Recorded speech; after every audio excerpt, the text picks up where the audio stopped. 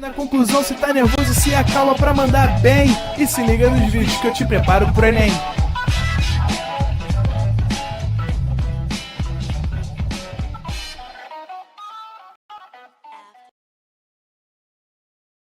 Estamos ao vivo, estamos online, David? Pra vocês que acharam que eu estaria dormindo e pipipi, popopô, realmente acertou. Estava dormindo e acordei tão desesperado que eu cheguei, tão desnorteado, que eu cheguei no estúdio às 5, botei o microfone e o diretor, meu querido, 5h30 a aula. Eu falei, oh meu Deus, que ano é hoje? Me acorda. Aí voltei, fui cochilar mais um pouco e eis-me aqui. Aí saí agora no intervalo, alegre, feliz e contente. Ai, que preguiça. Sabe quando você acorda e pensa assim, meu Deus, quem sou eu? Pra onde eu vou? Qual é o propósito disso aqui, né?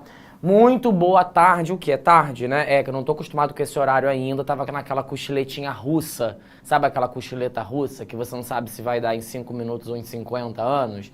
Aí é isso, acordo já com a aula batendo na porta.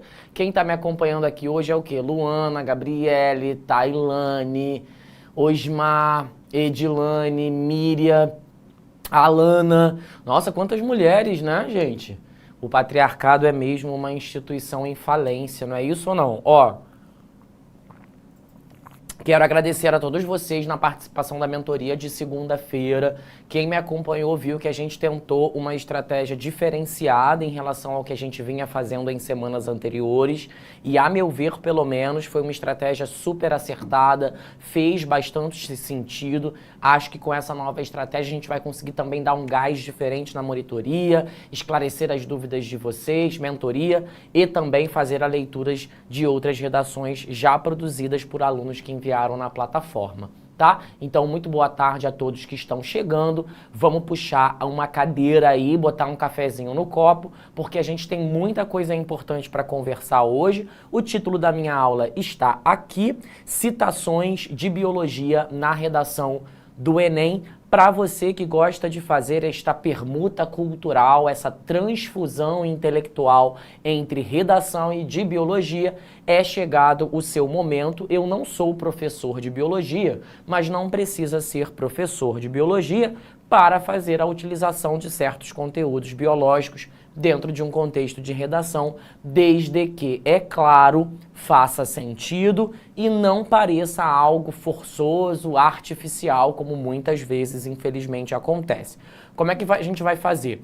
Eu coloquei aqui algumas frases, vou recomendar a você que está me assistindo e que, sobretudo, não é aluno do ProEnem, né, não tem nossa assinatura, não tem acesso à plataforma, registrar essas frases, porque a ideia da aula de hoje, pessoal, não é ficar fazendo aqui a leitura exatamente das frases.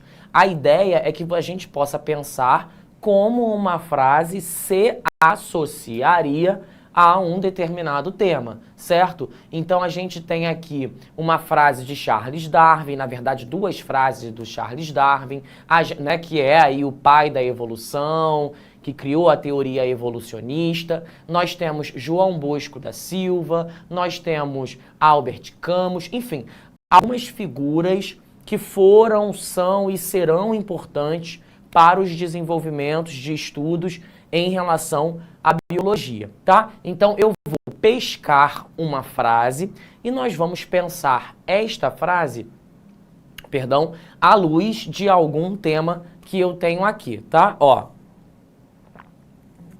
a frase que eu selecionei foi: a responsabilidade social e a preservação ambiental significam um compromisso com a vida.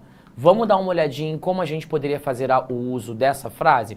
Eu tenho aqui o tema preservação ambiental e produção de energia renovável na realidade brasileira. Tem muito aluno que torce um pouco o nariz quando o assunto envolve essa parte mais ambiental, né? Que normalmente flerta com a ecologia. Eu gosto muito de ecologia, era um momento ali da aula que fazia muito sentido para mim, mas nem todos os alunos gostam. Não é, na verdade, não é nem um tema só sobre ecologia, né? É também sobre um tema que trata ali de energia renovável. Esse é um assunto super presente no século XXI, principalmente porque para países como o Brasil, que fazem o uso de muita queima de combustível fóssil, a gente sabe que esses combustíveis fósseis chegarão ao limite em algum momento por não se tratarem de uma energia renovável, né? O petróleo chegará ao fim em algum momento, sinto lhe informar, e a verdade é que os países precisam estar preparados para criarem rotas alternativas a esse modo de produção de energia.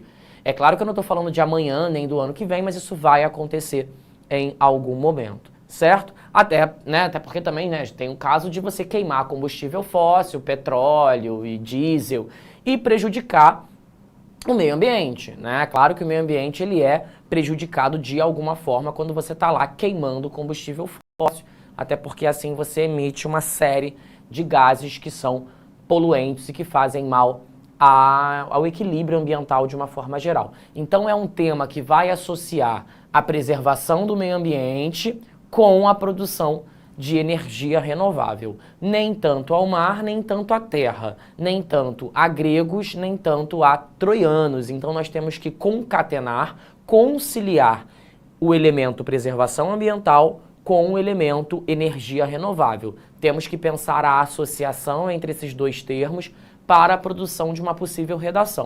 Aqui eu tenho um aluno que usou a frase do João Bosco para produzir a sua introdução. Faremos a introdução deste camarada e depois a gente abre para possíveis debates, questionamentos, discussões ou dúvidas. Eu ouvi um amém. Vamos começar as conversas? João Bosco da Silva, economista, ex-vereador e líder comunitário, afirma: a responsabilidade social e a preservação ambiental significam, faltou um M aqui, seria importante que o aluno colocasse, né? Significam um compromisso com a vida. Nesse sentido, a preocupação com a natureza não deveria ser apenas conteúdo a ser estudado por especialistas no assunto, ou visto na sala de aula para execução de provas. Ao contrário, deveria fazer parte da vida de todos. No Brasil, no entanto, no que diz respeito à produção de energia renovável, ainda há problemas flagrantes quanto aos seus efeitos ambientais nocivos. É necessário, assim, observar as causas e as consequências envolvidas nesse problema. Então, reparem que o aluno decidiu, logo nas primeiras linhas, apresentar a frase do João Bosco. A frase do João Bosco nos diz que responsabilidade social e preservação ambiental significam um compromisso com a vida, e aí eu diria com a vida humana, animal, vegetal, com a vida de modo geral. Então, nesse sentido, se a responsabilidade social e a preservação ambiental dizem respeito a um compromisso com a vida, quando a gente pensa a natureza, não deveríamos pensar a natureza apenas numa questão de vestibular ou num tema de redação. Essa é uma preocupação que deveria fazer parte da nossa vida enquanto sujeitos sociais, né? Devia estar presente nos nossos debates, nas conversas entre amigos, deveria pautar os nossos valores éticos e morais, e não apenas estar ali circunscrito ao ambiente na sala de aula. Mas ele diz que, infelizmente, no Brasil, o que a gente vive é uma realidade que parece não estar tão preocupada assim com o bem-estar da natureza e com a produção de energia renovável, o que faz com que o meio ambiente receba certos efeitos nocivos da produção de energia, né? Que nesse caso, no nosso caso, não é renovável, certo? E aí, por fim, o aluno encerra dizendo que é necessário, assim, que a gente observe as causas desse problema e as consequências envolvidas nesse problema. O aluno está nos dizendo antecipadamente que ele vai estruturar a sua redação no formato de causa e consequência. Se ele vai colocar causas no D1 e consequências no D2, ou se ele vai colocar um pouquinho de causa no D1, um pouquinho de consequência, um pouquinho de causa no D2, um pouquinho de consequência, isso dependerá da estratégia do aluno, né? Ele já nos avisa que tratará de causa e consequências, A gente ainda não tem uma noção muito clara de como vai ficar o projeto desse texto, mas ele já vai dando indícios desse projeto já ao final da introdução, né? Portanto, ele está entendendo que a noção de projeto de texto é importante e será valiosa àqueles que quiserem produzir uma boa redação. Pergunto àqueles que estão aqui no chat: o que acharam da introdução? Fez sentido? Não fez sentido? Algo que chamou a atenção? Seja para elogiar, seja para criticar, joga pra gente poder cortar e falar um pouquinho sobre isso. O pessoal está comentando aqui, né, brincando que os próximos carros serão movidos pelo pensamento. É um exagero, é claro, mas tem tudo a ver com o tema esse exagero, né? A Europa, no Brasil a gente já tem alguns exemplares, mas a Europa tem saído aí na frente do desenvolvimento de carros elétricos, justamente porque entendeu que a utilização, principalmente do carro particular movido a gasolina, tem os seus dias contados. Por razões óbvias, o petróleo não vai durar a vida toda. Não é? Então, o desenvolvimento de carros elétricos, e o Brasil tem exemplares de carros elétricos, embora a gente ainda não tenha uma indústria robusta voltada para isso, não só o desenvolvimento de carros elétricos, mas as ciclovias na Europa, por exemplo, eu já falei sobre isso aqui, se não me engano, na semana passada, o desenvolvimento das ciclovias também dialoga com essa necessidade. A necessidade de fazer com que as pessoas continuem se deslocando sem que precisemos queimar gasolina. Então, o Brasil precisa também estar por dentro, está desenvolvendo tecnologia nesse sentido, para aos poucos nós mudarmos essas frotas de carros particulares, ônibus, caminhões, caminhonetes, tudo isso depende, né? Os carros particulares costumam usar gasolina e caminhonete costumam usar diesel, mas os dois vêm do petróleo, né? Então, no fim das contas, queima o petróleo, consequentemente, prejudica-se a natureza. Então, espera-se que essa frota, aos poucos, ao longo de alguns anos, seja substituída pelos carros elétricos, pelo desenvolvimento pela capilaridade das ciclovias, né? Não só a Europa, é claro, gente, eu dei apenas um exemplo, mas outros países do mundo já despontam como países que demonstram preocupação com relação a essa questão. Eu estou usando o caso da mobilidade urbana, mas não é só em carro que a gente usa gasolina, né? Existem muitas outras formas de você usar a gasolina, que também prova que é um perigo. Eu estou falando sobre a mobilidade urbana, inclusive para fazer um diálogo com essa aula da semana passada, que falou um pouco sobre mobilidade urbana, né? Alguma pergunta, diretor? Mas acho que não, né? Eu estou vendo pessoas perguntar aqui no chat, mas essas perguntas não estão indo ali para a folha. O pessoal perguntou aqui, professor, sobre o crescimento da economia verde. Um dos meus argumentos foi que a mão prática dessa economia traz destruição ambiental e que, como consequência, traz a ilha de calor. Mas a plataforma disse que foi improdutivo. Lorena, mas veja só, a improdutividade não tem a ver com aquilo que você usa.